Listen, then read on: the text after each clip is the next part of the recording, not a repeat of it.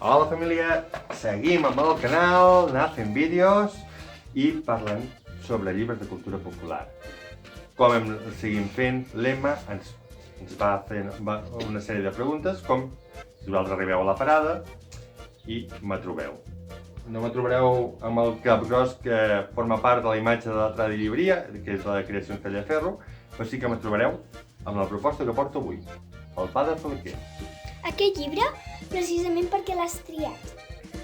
Aviam, aquests dies, com que estem molt de confinament, hi ha molta gent que diu que s'està dedicant a fer pa. I he pensat, aviam, que tinc xulo sobre pa i tradicions. I m'he recordat del pa de Flequer. Aquí hi ha les receptes.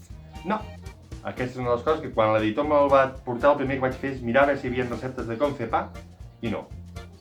L'editor el que va dir, diu, n'hi ha molts llibres en què trobarem receptes de pa per internet, per tot plegat. En aquest llibre trobarem coses que costen molt de trobar sobre el tema del pa i de l'ofici de flequer. Diríem que les coses que costen són històries del pa, no? Correcte. De fet, hi ha com 3 parts de llibre, o 4, per dir-ho d'alguna manera. Una primera part en què Joan Amades havia escrit ja fa molts anys sobre la divinitat del pa, les creences que hi havia al voltant del pa, o el llibre del pa. I una segona o tercera part en la que els que signen el llibre, en Jacint Torrents i en Quim Senyer, doncs es parlen de l'ofici de flequer, les eines, una mica d'història sobre el pa, més en aquest. De quina col·lecció és? És de la col·lecció de l'Ermità, el coneixereu pel tema del calendari de l'Ermità, que fa molts, deu fer uns 100 i alguna anys que es va editant, però que els últims 3-4 anys ha començat a treure tots uns petits llibrets sobre temàtiques molt concretes i totes elles, a part que estan molt ben explicades, estan molt ben acompanyades d'il·lustracions com aquests llibres antics. Qui ha fet aquests dibuixos? Els dibuixos, en aquest cas, els han tret de diferents gravats.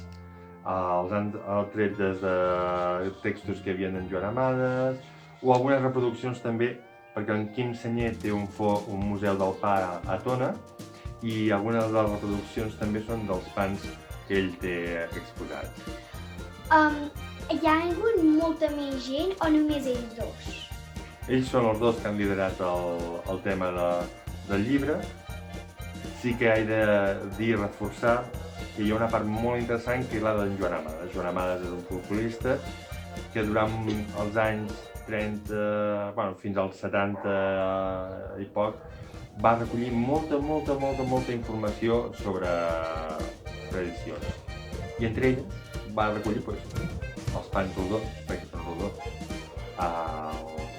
Perquè quan obrim el pa, per exemple, li fem una creu i moltes altres curiositats d'aquest sentit. De moment ho deixem aquí, demà continuarem